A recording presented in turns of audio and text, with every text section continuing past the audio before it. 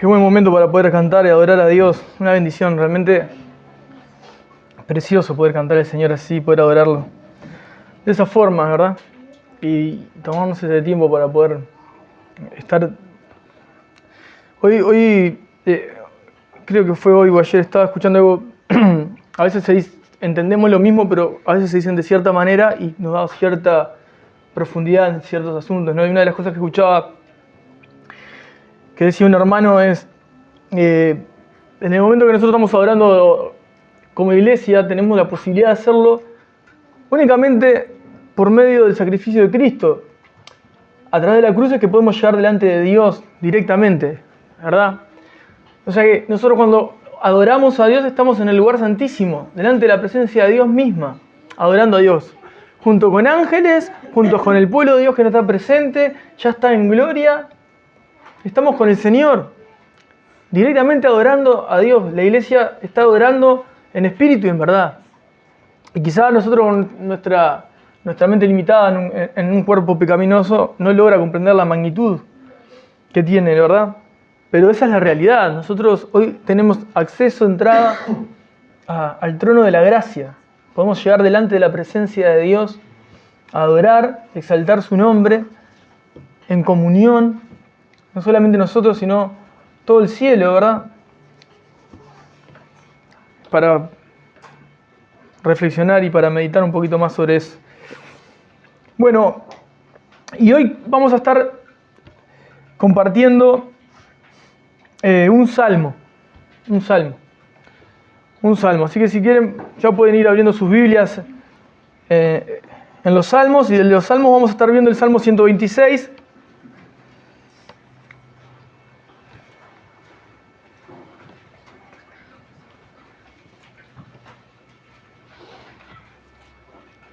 Vamos a estar viendo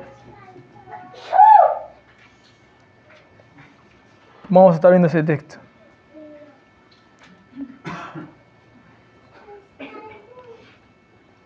Salmo 126. ¿Lo tienen ahí? ¿Sí? Bueno. Salmo 126, verso 1.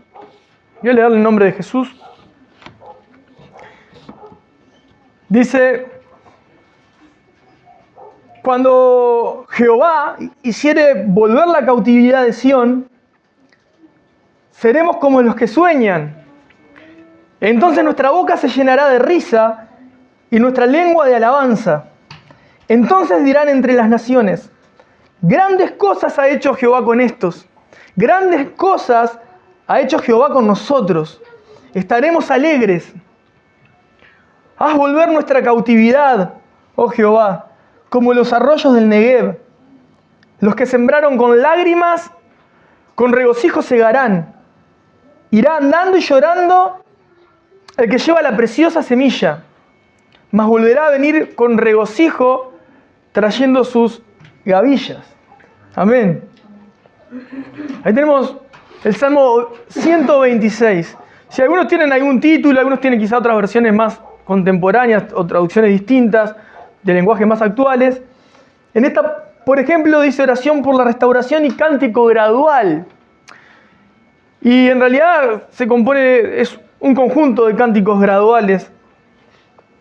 Y en este caso, este canto, el pueblo de Israel lo cantaba en el momento en el que ellos estaban siendo libertados y volvían a Sión, volvían a Jerusalén. Ellos cantaban este salmo que nos quedó hoy escrito, ¿verdad? Entonces, para ponernos un poquito en contexto de este salmo, lo que estaba pasando con el pueblo, lo que había sucedido con el pueblo, fue que habían sido exiliados. Habían sido llevados cautivos a Babilonia y estuvieron 70 años en Babilonia. Esos 70 años, yo en algún momento ya lo compartí en más de una ocasión. No quiero ir por ese lado, no voy a ir por este lado, pero quiero ponernos un poco en contexto.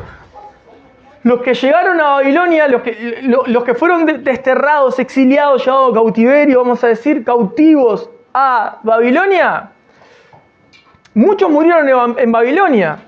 O sea que nunca volvieron a su tierra. Perdieron sus costumbres, perdieron su cultura, perdieron su idioma. Muchos de ellos cambiaron hasta sus nombres, ¿verdad? Perdieron totalmente su identidad.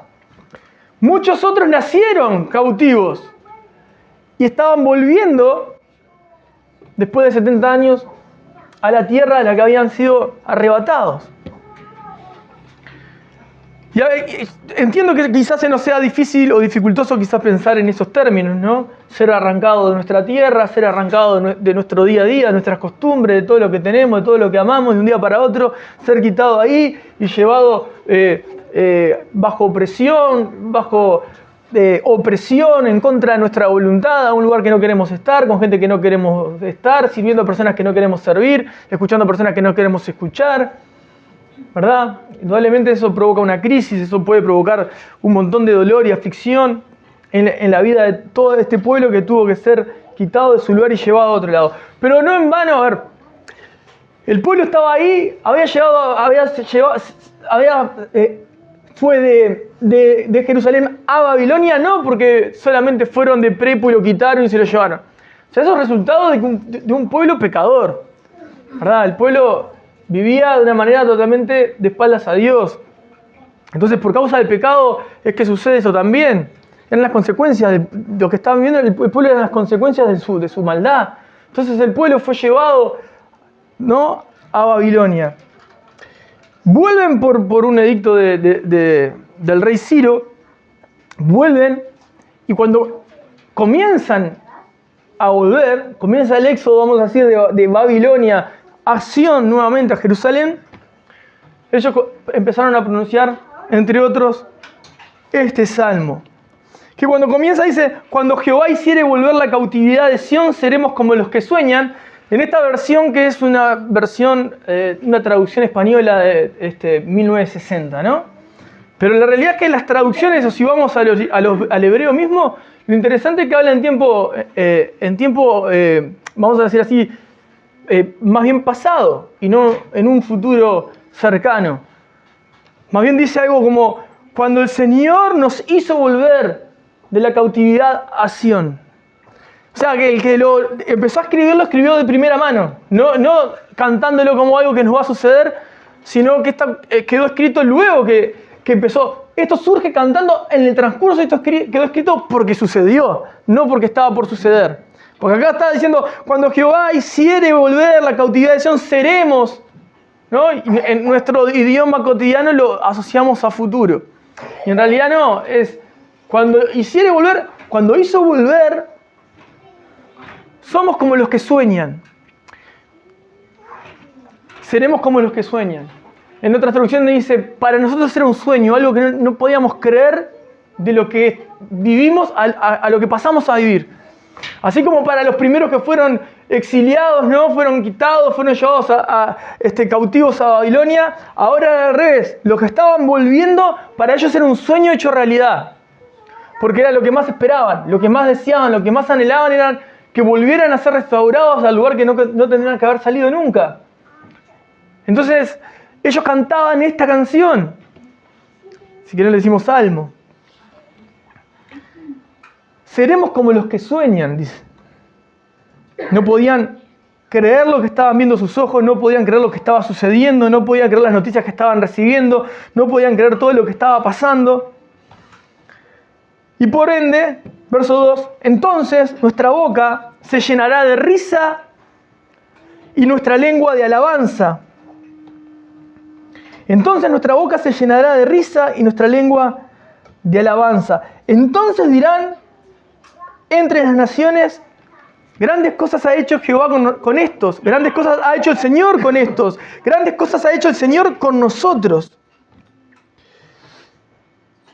Ahí hay algunas cosas que me llamaron bastante la atención, que quizás sean obvias, y quizás hasta lo que vaya a compartir, pero esto es obvio. Y a veces, o sea, lo que consiga el obvio es: entonces, ¿por qué yo no lo vivo, no? Llegó el momento de poder llegar al contexto de esto para verlo a través del Evangelio. Pero fíjate que dice: entonces nuestra boca se llenará de risa y nuestra lengua de alabanza. Entonces nuestra boca se llenó de risa y de alabanza. ¿Por qué? Porque obviamente salieron de la esclavitud a la libertad nuevamente. Volvieron a estar en esa libertad que tanto tuvieron en algún momento y muchos no conocieron. Eran los primeros que estaban experimentando la verdadera libertad para ellos. Volviendo de donde no tendrían que haber salido quizá. Entonces ellos iban con su boca llena de risa y con sus lenguas llenas de alabanza, ¿no? Iban cantando, iban alegres, iban con alegría, con felicidad. Y el resultado de esto, de ver a este pueblo cómo estaba siendo llevado hacia su tierra, dice, entonces dirán entre las naciones. No está hablando de su pueblo, no están hablando de su pueblo, no están hablando de aquellos que estaban siendo llevados de nuevo a Sion, a Jerusalén, sino los que estaban alrededor, entre las naciones que le rodeaban. Los enemigos, los que no tenían nada que ver con el pueblo de Israel, los demás, los que no lo conocían. Y entonces dirán entre las naciones, grandes cosas ha hecho el Señor con estos. Me detengo acá y hago un paréntesis de algo que un hermano me compartió un testimonio, un pastor que me decía, ahora dentro de poco él tiene que oficiar una boda y se encuentra él con uno de sus mejores amigos de toda su vida antes de convertirse a Cristo, ¿no? Antes de ser cristiano. Entonces lo vuelvo a ver porque hay un vínculo familiar por allí.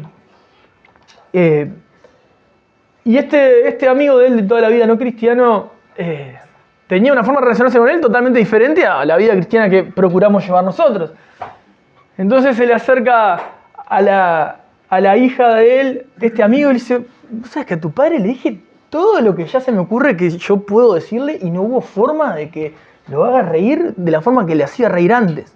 Él me contaba eso, ¿no? Sorprendido diciendo, quizás yo ya no lo razono, para mí ya es cosa quizá normal, pero él, ajeno a esta realidad nuestra, daba testimonio que le era asombroso que él había cambiado, ¿no?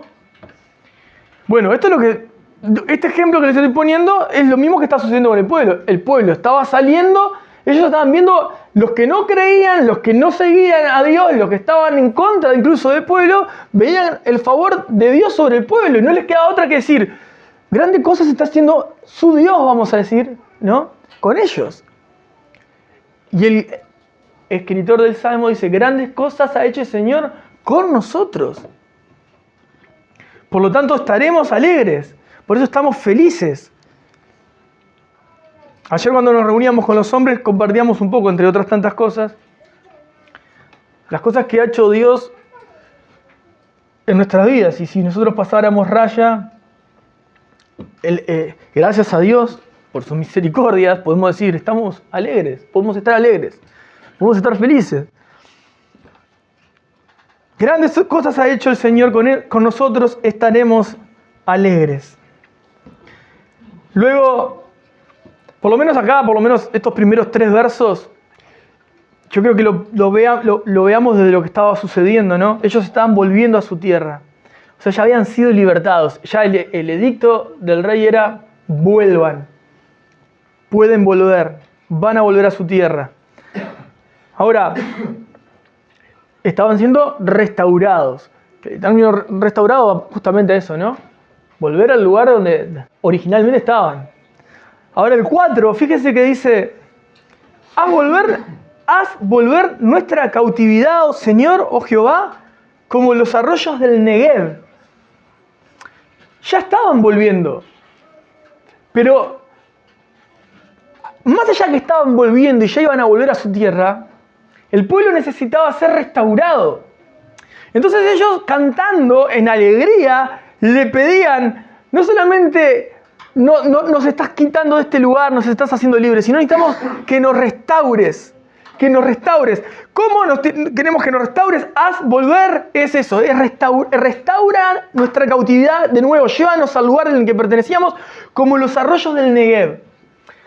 El Negev obviamente es un desierto, para quien no sabe, es un desierto.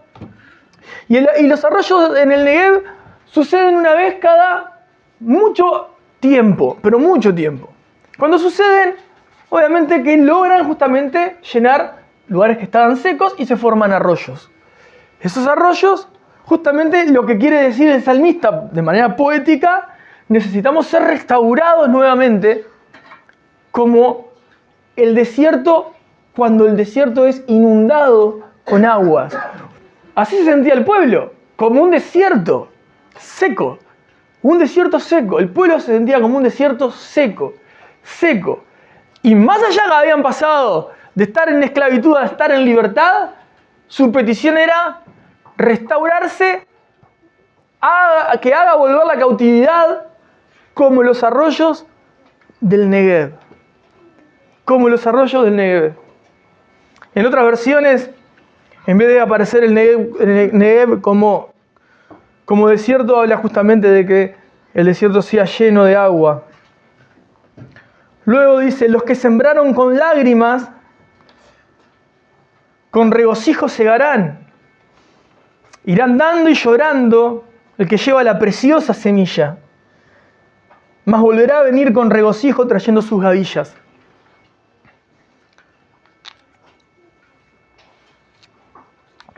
Es tan breve este salmo, pero tiene tantas cosas para poder pararnos y hablar, y de tantos lugares, de tantas aristas para profundizar en diferentes lados, que sería un sermón por cada lugar donde vos enfatices un punto. Pero yo quiero enfatizar algunos en particular. Una de las cosas que les quería compartir sobre esto, para poder pensarlo desde este lugar, porque obviamente como salmo es poético, entonces requiere esa interpretación poética. Y me encontré con algo interesante de un pastor, quizá alguno lo conoce, o sea, conoce de él, Charles Spurgeon. Yo quiero leerles algo que dice Spurgeon, o dejó escrito Spurgeon en una de sus predicaciones del 18 de octubre. Miren lo que dijo acerca de este salmo este pastor.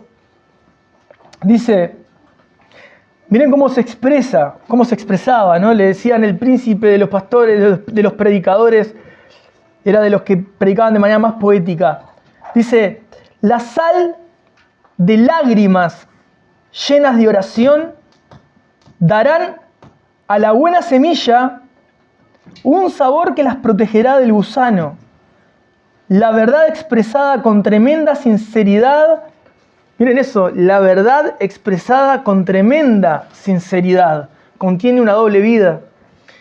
En vez de detener nuestra siembra debido a nuestro llanto, escuchen eso, redoblemos nuestros esfuerzos porque la estación es muy propicia. Nuestra semilla celestial no podría ser sembrada apropiadamente con risas.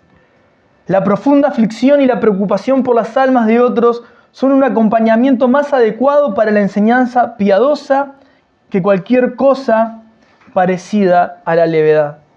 Nos hemos enterado de hombres que fueron a la guerra con un corazón ligero, pero fueron derrotados. Y sucede mayormente lo mismo con aquellos que siembran en ese mismo estilo.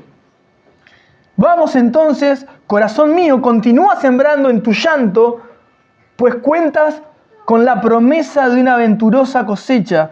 Tú cosecharás, tú mismo, verás algún resultado de tu trabajo. Este resultado vendrá a ti en tan gran medida como para proporcionarte un gozo que una pobre, marchita y escasa cosecha no te podría proporcionar. Cuando tus ojos estén empañados con lágrimas de plata, piensa en el grano de oro, soporta con alegría el presente trabajo y el desconsuelo, pues el día de la cosecha te recompensará con plenitud. Eso decía este pastor a su iglesia, un pastor que llegaba a predicar 10 sermones semanales, un pastor que dejó mucha literatura para el pueblo de Dios. Pero a mí lo que más me sorprendió en realidad de este pastor, de lo que dice, que no es ajeno a lo que está escrito, es la forma en la que él se expresa. Hasta parece que rompe con todos los esquemas hermenéuticos, exegéticos, teológicos, estructurando un sermón, ¿no? Porque él lo lleva desde el lugar, desde lo poético, directamente a atravesar las emociones y el corazón de las personas. Un pastor de corriente bautista reformada, de padre y abuelos puritanos. La verdad que cada cosa que él dejó escrita ahí son de las que más me llamaron la atención. Es hacer énfasis en lo que cuando leía el Salmo me repercutía más, sobre cómo puedes estar alegre, pero aún entre lágrimas. Aún en los momentos difíciles, poder tener esa alegría. Aún en los momentos de desconsuelo, no dejarte a la deriva y redoblar esfuerzos. Lo que me llama más la atención es que el pueblo, ¿no? Y este salmista que nos deja escrito, el Salmo, apunta constantemente hacia Dios. Haz volver nuestra cautividad, oh Señor, como los arroyos del Negev. Los que sembraron con lágrimas, si nosotros nos ponemos en su contexto histórico, indudablemente podría estar pensando en todos los que no llegaron, los que quedaron allá, los que oraban, los que clamaban, los que buscaban ver la obra de Dios en sus vidas. Y los que estaban volviendo eran ese fruto, esa cosecha. Los que sembraron con lágrimas, con regocijo, segarán. El pueblo estaba volviendo alegre. Irán dando y llorando el que lleva la preciosa semilla, mas volverá a venir con regocijo trayendo sus gavillas. Irán dando y llorando el que lleva la preciosa semilla. O sea, hermanos, si lo vemos en ese término, no en términos de agricultura, decimos, bueno, imagino las personas sembrando para poder tener su cosecha y su alimento y de sol a sol, no con calor, en los peores momentos, sufriendo, llorando, pero cuando viene el momento de la cosecha, la satisfacción absoluta de saber que aseguraron su alimento, se pueden alimentar, hay descanso, viene el tiempo de la cosecha. Esas lágrimas que quedaron allí, ese esfuerzo, está viendo su fruto, está viendo su recompensa. Y una de las cosas que más me llama la atención en este tiempo, entre hermanos, en la iglesia de Cristo, es la carencia de lágrimas. La carencia de lágrimas. Si bien tenemos una sociedad blanda, lamentablemente, en cuanto a términos varoniles, donde lo que hay es mucho más hombres débiles que hombres y menos hombres de Dios, sino que la cultura lleva ese estándar de debilidad, tampoco entra el perfil de ese hombre duro, hombre de Dios guerrero que tiene que mostrar fortaleza en todo tiempo, que parece que no tuviera sensibilidad ni compasión por ningún tipo, ningún asunto de la vida. Y si miramos en términos personales nuestra vida con Dios, quizá el pensar el último momento en el que estuvimos clamando en lágrimas, ¿no? Porque necesitamos, deseamos y anhelamos ver en otros corazones la cosecha de la preciosa semilla en las vidas de las demás personas. O sea, el nivel de insensibilidad que puede estar sucediendo hoy en el pueblo de Dios es totalmente bíblico, porque el amor de muchos se va a enfriar. Vamos a poder compartir la Biblia, vamos a poder hablar de la palabra de Dios, vamos a poder orar por otros, pero sin amor, sin pasión, sin compasión, no sirve para nada. No sucede nada, porque la carencia de estas cosas que son características de Dios en la vida de aquel que lo proclama, está la ausencia, está ensuciando lo que está saliendo de su boca o de su vida, porque no está siendo un vaso de honra, un vaso limpio. Entonces tiene que acompañar lo que estoy creyendo, o sea, lo que estoy proclamando con lo que estoy creyendo y lo que estoy viviendo, lo que estoy evidenciando en mi vida. Fíjense que, como les decía, hay tantos perfiles para poder hacer énfasis. Hay dos cosas hay varias cosas que quiero hablar de esto, pero hay dos cosas que podemos ver de repente en los primeros versos, cuando el pueblo es sacado de Babilonia y es trasladado hacia Sión. Indudablemente nosotros podemos, si vemos lo que Cristo ha hecho por nosotros en la cruz y lo miramos con el lente del Evangelio, podemos entender que así también nosotros estábamos cautivos en tinieblas, en pecado, muertos en nuestros delitos y pecados. Quizás con generaciones atrás nuestro que también, padres, abuelos que vivieron vidas totalmente fuera de Dios. Pero un día en la gracia y en la misericordia de Dios fuimos llamados por Él. Nuestro Rey determinó que íbamos a salir de ese cautiverio y íbamos a volver a su tierra. Y fuimos llamados de muerte a vida. Y si miramos el texto y lo seguimos comparando a través del Evangelio, podemos ver también cómo lo primero que sucede, y ayer lo escuchaba y me ponía tan feliz de poder escuchar esto porque el mensaje era para hoy, ¿no? Pero esas charlas donde el Espíritu Santo sigue hablando a través de su iglesia, podemos decir, claro, Señor, es lo que vos nos estás enseñando. Cuando fuimos trasladados de las tinieblas a la luz admirable, de muerte a vida espiritual, lo que abunda en el corazón del Hijo de Dios es alegría, es alabanza, es gratitud, es felicidad.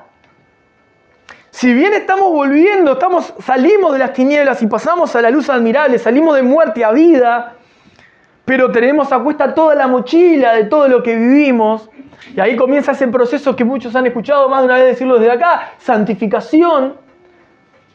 No está ajena la santificación en el pedido de oración de este salmista. Fíjate que él dice, haz volver nuestra cautividad, oh Señor, como los arroyos del Negev. Vuelve a llenar esta vida seca con agua de vida. Danos vida porque estábamos muertos. Necesitamos ser restaurados. Y más allá que el corazón pasa de muerte a vida en el Hijo de Dios, necesita esa restauración, esa santificación, que la tiene que hacer obviamente caminando pegado a Dios. No hay otra forma.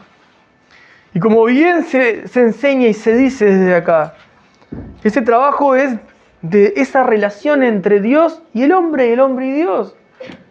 Esa santificación, eso de apartarnos del mal para servir a Cristo. Y fíjate cómo el pedido del salmista es, haz volver nuestra cautividad, oh Señor, como los arroyos del Negev. Y nuestra oración cuando salimos de ese estado de muerte a vida nueva, somos una nueva criatura en Cristo, también. Porque aun cuando yo fui llamado por Cristo y nací de nuevo y pude ver que pasé de muerte a vida, mi vida seguía teniendo todos los problemas que hacía 10 minutos atrás tenía. No desaparecieron todos los problemas. Lo que apareció ahora es la luz de Cristo en mi vida. Él me llamó y me dio una nueva vida. Ahora Él comienza a ordenar mi vida y yo comienzo a deshacerme de todo lo que ya no es compatible con la vida de Cristo. Y eso que al comienzo con gratitud y alegría dejamos vicios, dejamos malos pensamientos, dejamos malas maneras de hablar, con facilidad y con libertad y con gratitud y con alabanza, en el transcurrir tendría que mantenerse e ir en aumento y no ir desapareciendo. Tendría que seguir esa petición, ese clamor, esa necesidad de que Dios siga llenando nuestra vida con su río de agua viva, con el Espíritu de Dios. Sacando todo lo seco, lo muerto, toda la ortiga, todas esas enredaderas que secan y matan nuestra vida espiritual, que llevan a una vida más de desagradecimiento que de agradecimiento, de ingratitud que de gratitud, que vuelve al hombre mucho más insensible y frío que fervoroso y encendido. El Hijo de Dios, cuando es llamado a ser lleno del Espíritu Santo, en esas primeras características que aparecen del Espíritu de Dios en Gálatas, es alegría, es gozo. La misma palabra griega para el gozo es alegría, para alegría es gozo, la misma palabra. Entonces, en términos más de nosotros, alegría. Es alegría. Pero la alegría la pido y la busco. No me la esfuerzo a decir estoy alegre y no estoy alegre. Porque es provocada por el Espíritu Santo en nosotros. Pero nosotros tenemos el llamado de Dios a pedir. Señor, necesito ser lleno del Espíritu. Necesito experimentar esa alegría que solo me puede dar vos. Los que sembraron con lágrimas, con regocijo segarán. Spurgeon. Hay otro pastor que me gusta también, Augusto Nicodemus. Hay varios pastores que enfatizan de diferente lugar este salmo. Pero algo en lo que todos estaban de acuerdo es que es una promesa de Dios. Que el que siembra con lágrimas, con regocijo va a cosechar. El que siembra con lágrimas, con regocijo va a cosechar. Y no es el que siembra con lágrimas, emocionalmente hablando. No, lloro porque soy emocionalmente inestable. Entonces si lloro, Dios va a ver mi llanto y Dios me va a recompensar. Esas lágrimas que está hablando ahí son lágrimas de sacrificio. Lágrimas de esfuerzo. Lágrimas de aprender a morir a uno. Lágrimas que están realmente, como decía Spurgeon, ¿no? Esa sal de esas lágrimas recubren la preciosa semilla de manera que la protege. Y hay como una ganancia de doble vida porque vos estás dejando la vida en algo que va a dar vida. Dejando esta vida pasajera, dejando este tiempo pasajero. Nosotros estamos llamados a eternidad. Ya no vivimos para nosotros. No debería de ser así. Entonces, mi reflexión para ustedes, ¿no? Para conmigo. ¿Cómo son esos momentos de lágrimas con Dios? ¿Cómo son tus momentos de esos? Si hay momentos de esos de lágrimas con Dios. Las lágrimas porque tu corazón siente las miserias ajenas en el corazón de los demás. O sea, estás sintiendo el sufrimiento del otro y llorás por el otro. No necesita la persona saber que estás clamando por el otro. No necesitas poner un estado en tus redes sociales y decir, acá, no sé, sembrando la buena semilla con lágrimas. Eso es algo íntimo. De Dios, contigo, tu persona y Dios, a solas. Verdaderamente. Voy andando y sembrando la buena semilla, la preciosa semilla. De manera que sé que tengo la esperanza de que eso va a ser cosecha asegurada. Cosecha asegurada. Porque estamos pagando un precio.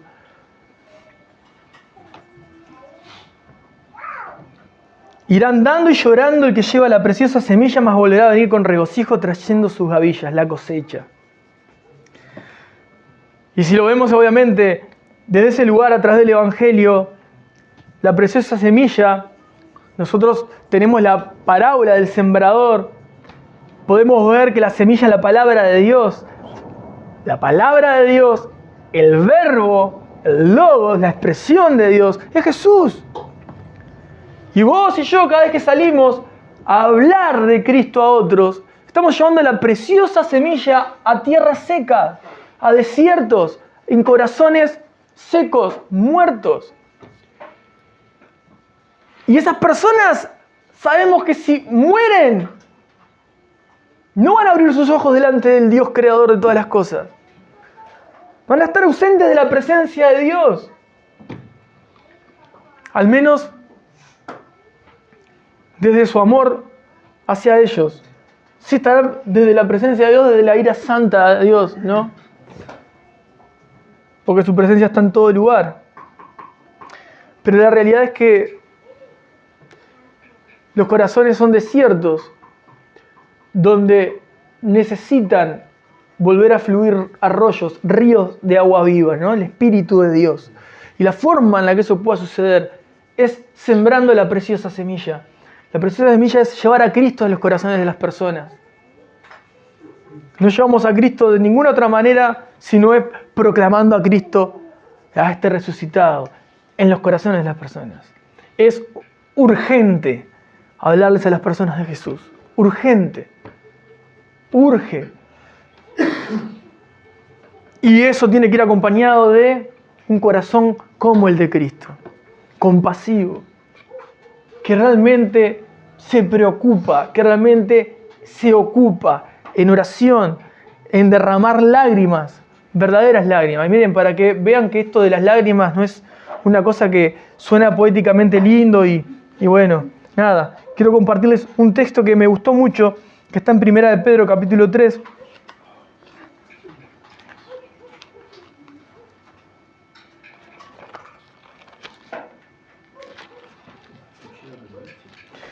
Primera de Pedro capítulo 3.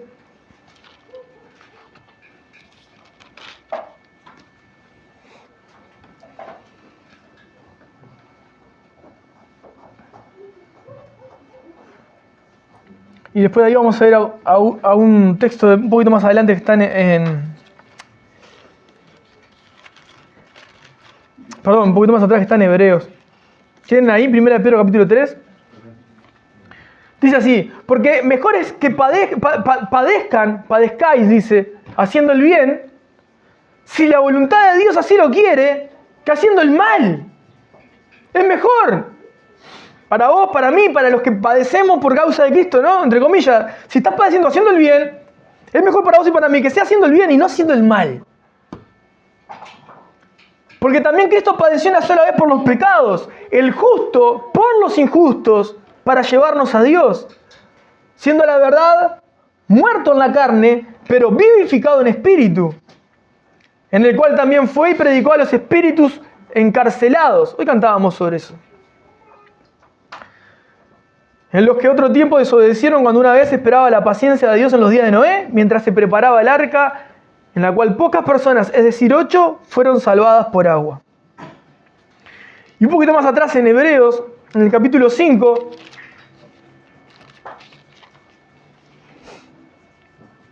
ahí vamos a leer del verso 7.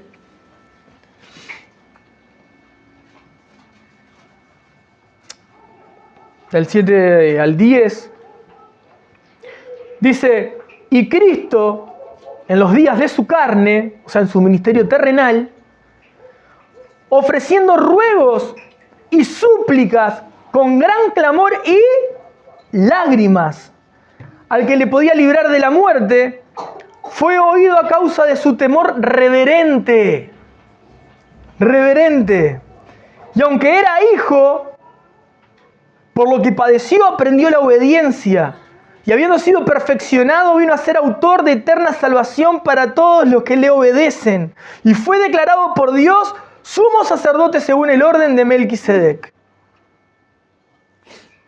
No quiero que se queden ni con Melquisedec, ni con ser ordenado como sumo sacerdote. Quiero que se queden con lo primero. Él ofreció ruegos, súplicas con gran clamor y lágrimas. Con gran clamor y lágrimas. Hermanos, aprendió obediencia, fue perfeccionado, hablando en términos humanos, ¿verdad? Estamos hablando de Cristo, el Salvador. Pero eso es el ejemplo que nos deja a nosotros. ¿Qué quiero decir con esto? ¿Qué tan importantes son las lágrimas? Las lágrimas es solamente el resultado no son las lágrimas en sí mismas, sino lo que está sucediendo que provoca esas lágrimas, si es que están siendo provocadas por algo dentro tuyo.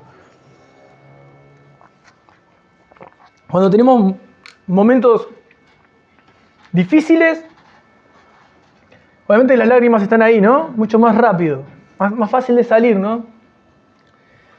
Ahora, también tendrían que existir esas lágrimas como las de Cristo. Si ustedes ven, Cristo derramó sus lágrimas, clamó. ¿Para hacer qué? Dice, ofreció ruegos y súplicas con gran clamor y lágrimas al que le podía liberar de la muerte y fue oído a causa de su temor reverente. El Espíritu Santo lo levantó de entre los muertos. Él, siendo la preciosa semilla,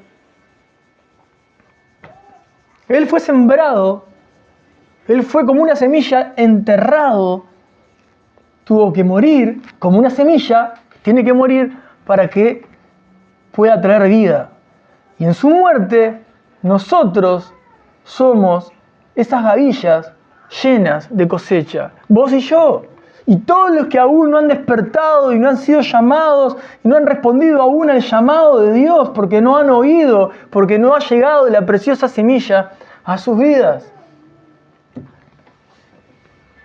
Y volviendo al texto del Salmo 126, por eso le decía, hay tanto para poder decir y hay tanto para poder comparar al pueblo saliendo de Babilonia, yendo a Sión, como con la iglesia, pero también viendo a Cristo en este texto,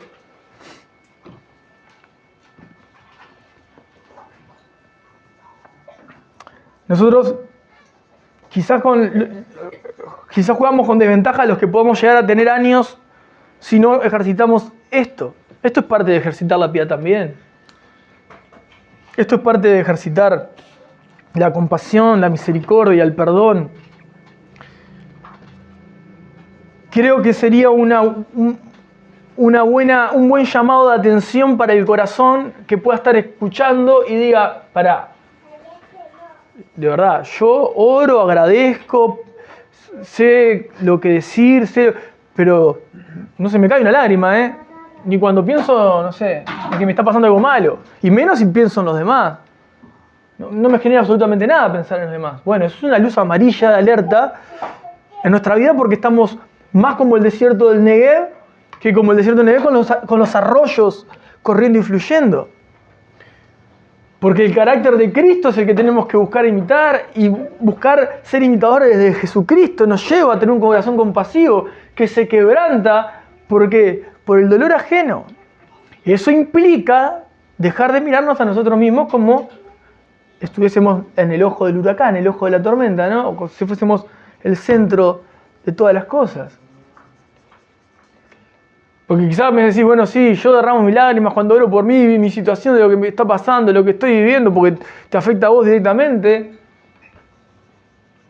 Pero no es el mismo sentir, la misma compasión, el mismo clamor, la misma desesperación. Cuando orás por el otro que está al lado tuyo, no sentís la misma desesperación porque te pesa más a vos.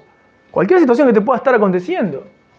Entonces, eso es un llamado a que nosotros tenemos que orar, Dios, ayúdanos, necesitamos sentir, pensar como nos llamás a sentir y pensar. Porque necesito y deseo andar como tú caminaste, las pisadas que vos dejaste. Yo necesito vivirlas, palparlas, saber que el Espíritu Santo me da evidencia de que soy un hijo de Dios, porque yo sé que naturalmente soy un insensible, ingrato, egocéntrico y que no me interesa absolutamente nada que yo mismo, si no fuese que estoy en Cristo. Y todo esto sucede dentro mío y estoy compungido dentro de mí y quebrantado dentro de mí por situaciones ajenas, solamente porque el Espíritu Santo mora dentro mío. Y eso es una buena evidencia de que el Espíritu Santo está dentro tuyo. Porque ya la vida no se trata de vos, se trata de los demás. Se trata de que el Evangelio tiene que ser anunciado y predicado. Se trata de que si vemos al Señor acercarse al joven rico o al que estaba enterrando a su padre, el llamado era tan urgente, lo ponía en una situación, era una situación tan incómoda para la carne, tan incómoda para la vida humana, es decir, ¿cómo que tengo que elegir? ¿Cómo que tengo que sentir más pasión y deseo por esto que por esta situación que me está tocando? ¿Entendés la situación que me está tocando? Sí, yo entiendo todo. Dios te entiende perfecto. Sí, te entiendo. Pero esto es más urgente. Acá es donde tiene que estar depositada tu atención, tus fuerzas, tus deseos. Todas las cosas tienen que estar depositadas acá. Porque ¿de qué va a servir que las personas puedan, ¿no?, recuperar, ¿no?, sus vidas? Podemos tener ejemplos de cuántos adictos conocemos que salieron de las drogas sin necesitar a Cristo. Una cantidad. Entonces, ¿qué es más importante? ¿Rehabilitarlo a alguien o que pueda nacer de nuevo? Que pueda nacer de nuevo. ¿Es necesaria la restauración? Va a ser necesaria, pero primeramente tiene que haber un nuevo nacimiento. Todo lo que está a mi alcance de poder brindar tiene que ser herramientas espirituales para que haya un nuevo nacimiento. Y no, todo lo demás son adornos, son añadiduras extras, que si suceden, gloria a Dios y gracias Señor.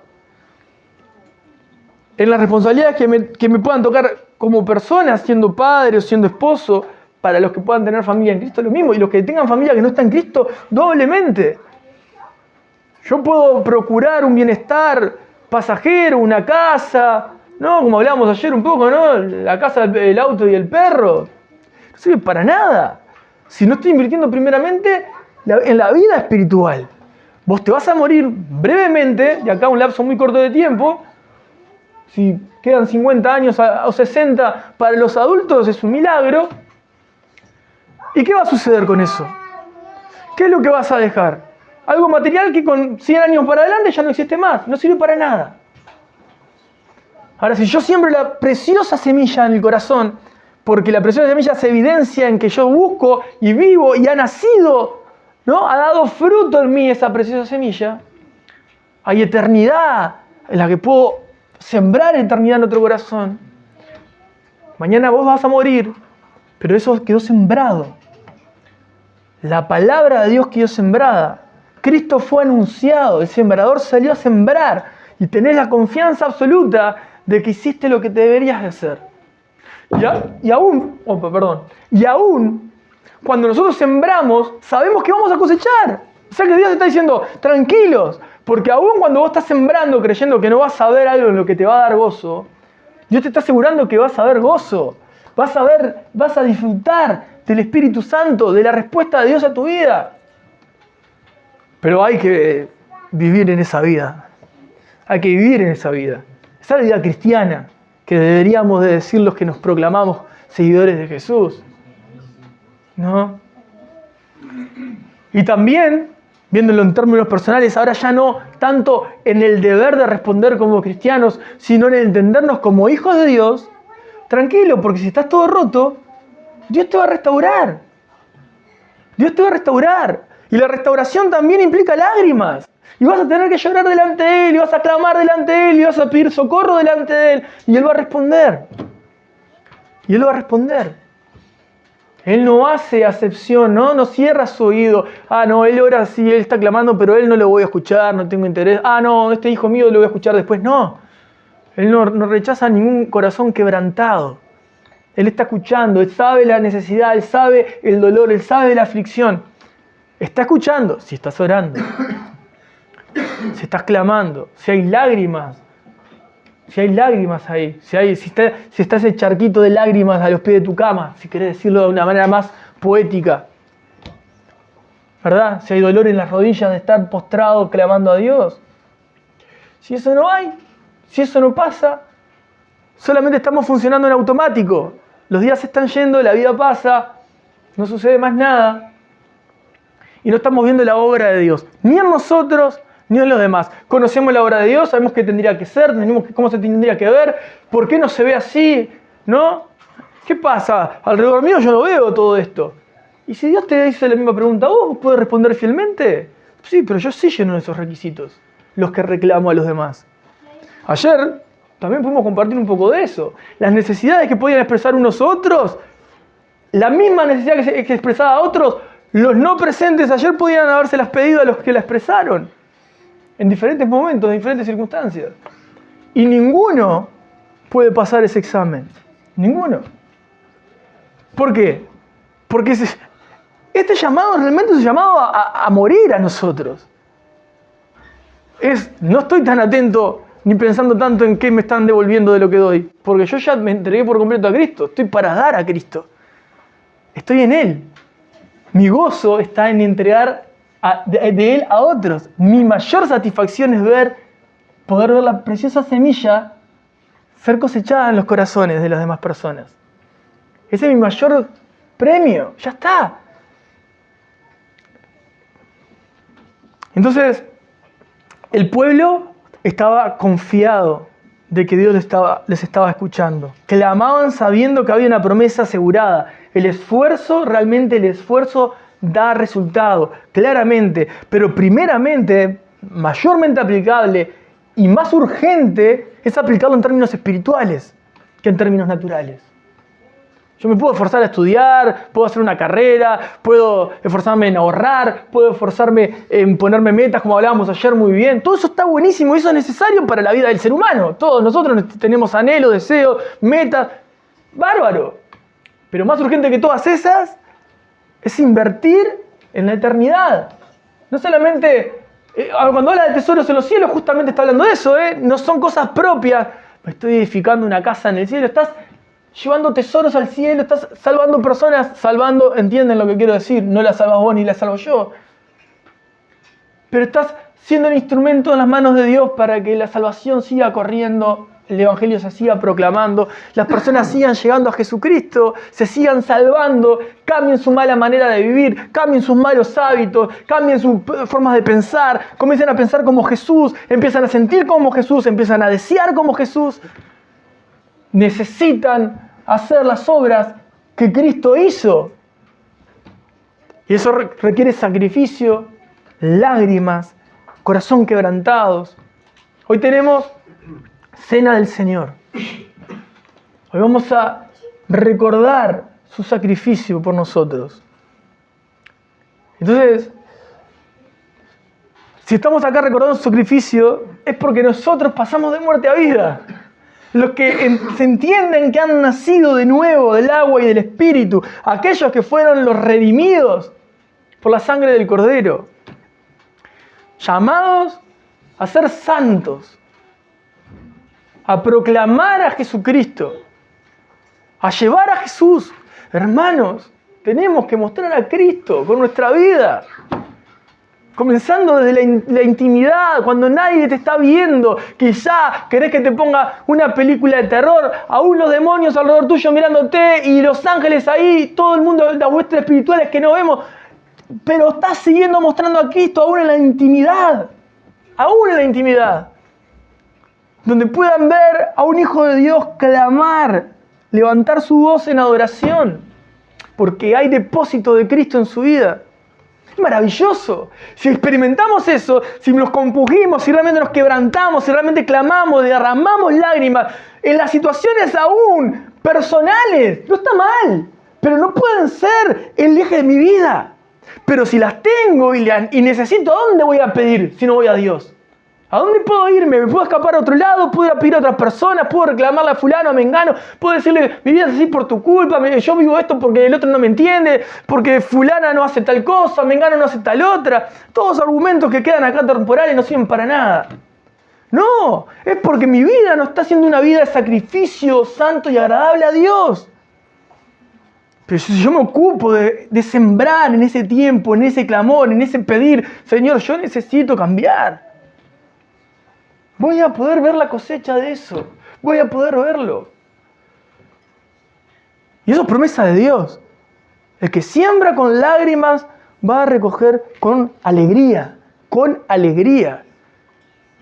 Vas a hacerlo, vas a llorar, vas a estar sufriendo, van a venir tempestades, momentos de dificultad, pero eso va a darte más fuerzas para saber qué es lo correcto que estás haciendo. Sirviendo a Jesucristo. Se levanta todo, hay una oposición, las expresiones más coloquiales que quieran usar dentro del cristiano, como les quede más cómodo. Pero si sucede, que sea porque están haciendo el bien y no porque están haciendo el mal. Y van a ver el resultado de eso, lo van a ver. Todos los anhelos y los deseos que puedan estar en su corazón en desesperación, cuando son puestos delante de Dios, sin dejar una cosa, sin dejar la otra en tus responsabilidades espirituales. Dios le responde y con creces, mucho más abundante de lo que pensamos muchas veces. Entonces, creámosle a Dios, creámosle a su palabra, realmente a su palabra. Tenemos ejemplos en cantidades y el mayor ejemplo que les quería compartir es el de Cristo clamando, rogando con súplicas y lágrimas. Él lo hizo, bueno, sé un imitador de Cristo. Orá para ser un imitador de Cristo. Amén. Vamos a agradecerle a Dios por su palabra y vamos a participar de la cena.